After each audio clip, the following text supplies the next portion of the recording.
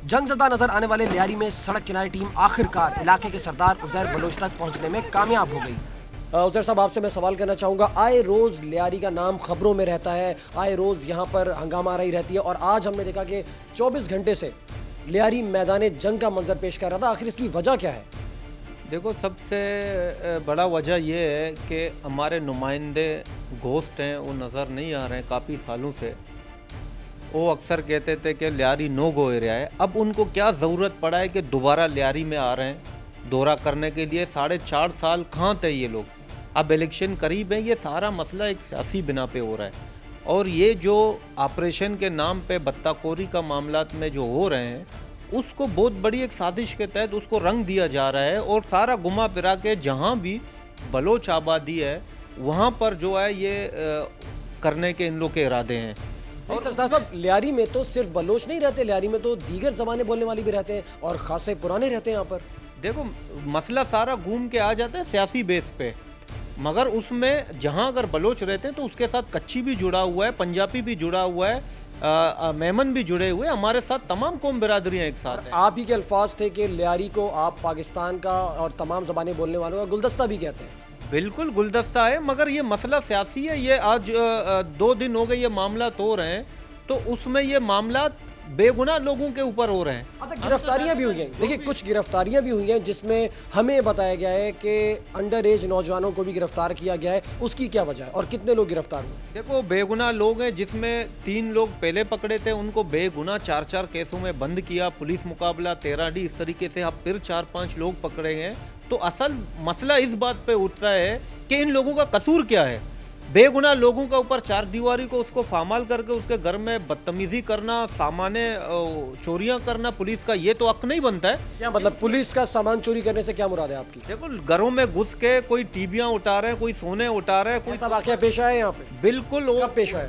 ये कुछ टाइम पहले भी पेश आया है, अब 3 दिन पहले भी ये वाकया हुआ है। किस घर में हुआ? जो हमारे हमदर्द लोग हैं, हमारे साथ हैं, उनके घरों पे उनको रेड करना, उनके घर से जो है उनके बुजुर्गों को तंग करना, लेडीज़ों के साथ बदतमीजी करना, रोज़ ये चीज़ें छापे, और किस ये मुझे प्रेशर करने के लिए। अच्छा, आपको क्यों प्रेशराइज करना चाह रहे हैं और कौन प्रेशराइज करना चाह रहा है आपको? हमारे अपने लोग हैं, हमारे नुमाइंदे जाके गलत काज करते हैं, क्योंकि अवाम मेरे साथ है। देखिए, आपका ताल्लुक भी पीपल्स पार्टी से, यहाँ के जो लोग मुंतखब हुए, चाहे वो नबील कबूल हैं, चाहे वो रफीक इंजीनियर हैं, उनका ताल्लुक भी पीपल्स पार्टी से, और फिर हुकूमती पीपल्स पार्टी की। आप सब अपने आप को पीपल्स पार्टी कहते हैं, और फिर आपस में ये इख्तलाफात कैसे? क्या मकसद क्या है? क्यों आए रोज लियारी के लोग ये अजाब भुगते? ये गोश्त है, ये नजर नहीं आए, इतने सालों से ये गैप थे, अब नजर आए। अवाम इनसे नौकरी चाहते हैं, अवाम तरक्याती मसले मसाइल इनसे अपना बयान करें, मगर ये गैप होते हैं। इन्होंने अपने इलाके में काम नहीं किया।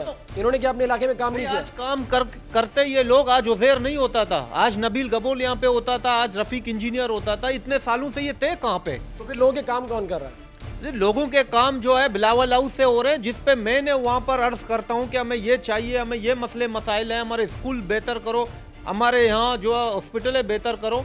तो इस वजह से अवाम का एक आवाज में बन चुका हूँ। तो यहाँ पर तो लियारी जनरल अस्पताल, फिर मेडिकल कॉलेज का कयाम, नर्सिंग स्कूल का कयाम, ये सब कुछ तो हुआ है यहाँ पे। आप कैसे कह रहे हैं कि हुकूमत ने काम नहीं किया? तो मैंने कब कहा कि हुकूमत नहीं किया? हुकूमत ने कहा है कि ये मसले सारे हमने बिलावल हाउस में पेश किए थे कि हमारे ये मसले हैं, उन्होंने ये हल किए हैं।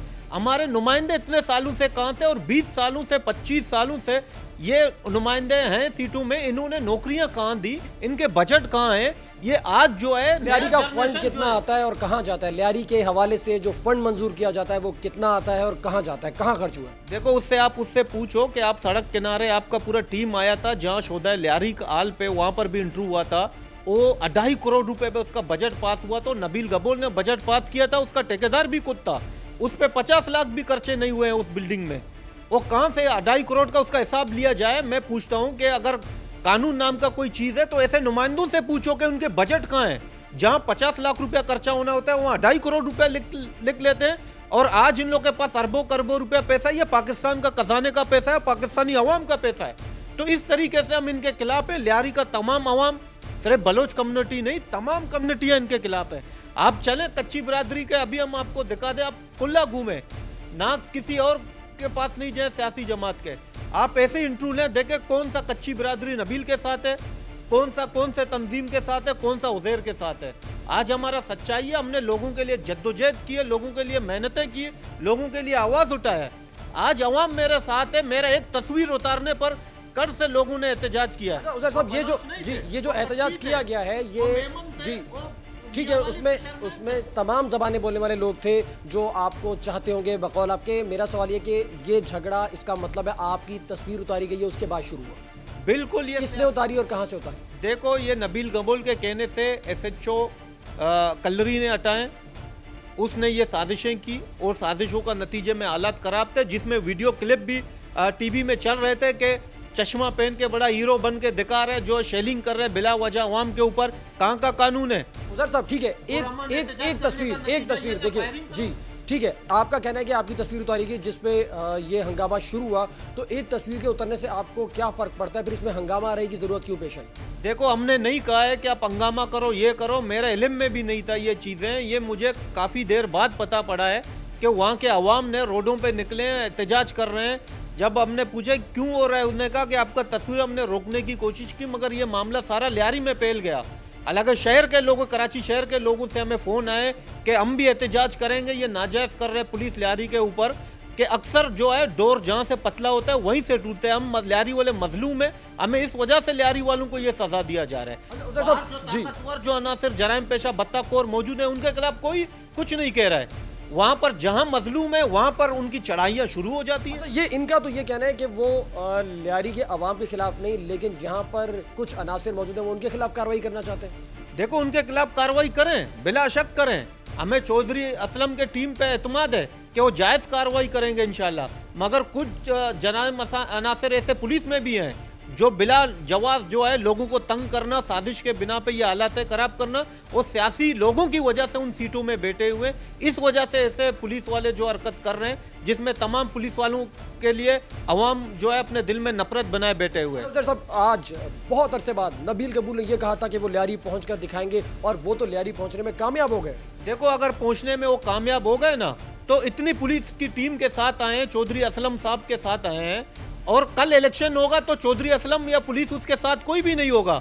उस दौर में उसका पास कोई MNA का सीट भी नहीं होगा। दोबारा इलेक्शन करने के लिए कहां से सीटें ले आएंगे? और हालात खराब करने में सबसे नबील का साजिश है। जब अभी रेंजर्स की टीम आई तो लियारी के तमाम अवाम ने मिलकर रेंजर्स के साथ रोड खुलाया, एहतजाज खत्म किया, मुजाहरे खत्म किए, रोडों में सफाई सुथराई के साथ रेंजर्स के साथ कारकर्दगी दिखाया। तो उससे ये साबित होता है कि अवाम को रेंजर्स पे एतमाद है और रेंजर्स अच्छा काम कर रहे हैं, जिसमें रेंजर्स के साथ अवाम शाना बशाना बन के अपने लियारी, अपने कराची, अपने लोगों के साथ अच्छे तरीके से बर्ताव कर रहा है। ये रेंजर्स को मैं सलाम पेश करता हूँ।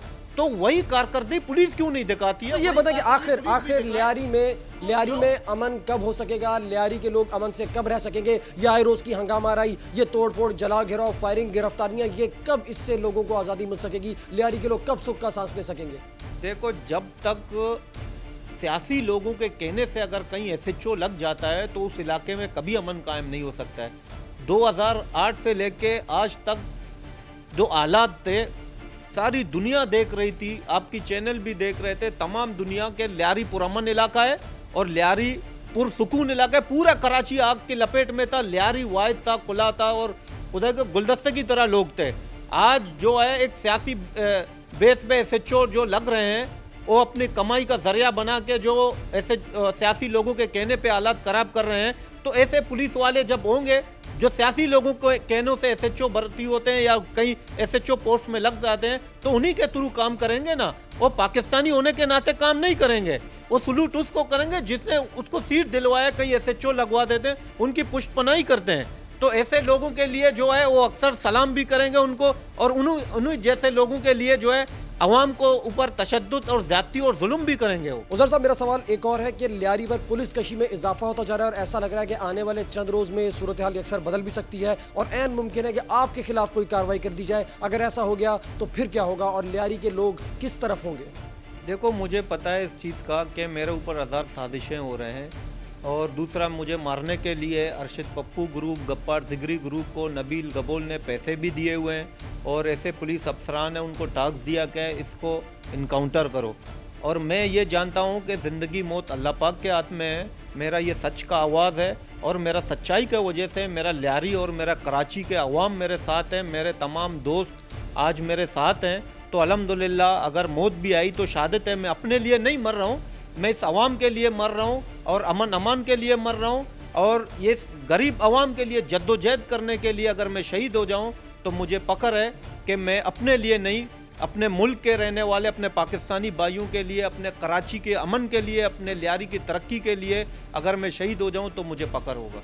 जी, सरदार उज़ैर जान बलोच का कहना है कि लियारी के अवाम के लिए अगर उन्हें मरना भी पड़ा तो वो शहादत की मौत होगी, उन्हें फ़ख्र होगा ऐसी मौत पर। हम आपके सामने हक़ाइक़ पेश कर रहे हैं। आप हमें ईमेल भी कर सकते हैं, फेसबुक पर हमारा पेज सड़क किनारे के नाम से आप ज्वाइन कर सकते हैं और हमें SMS भी कर सकते हैं। सद्दाम तुफ़ैल हाशमी और सड़क किनारे टीम को इजाज़त दीजिए। रहिए साथ हमारे इसी सड़क किनारे।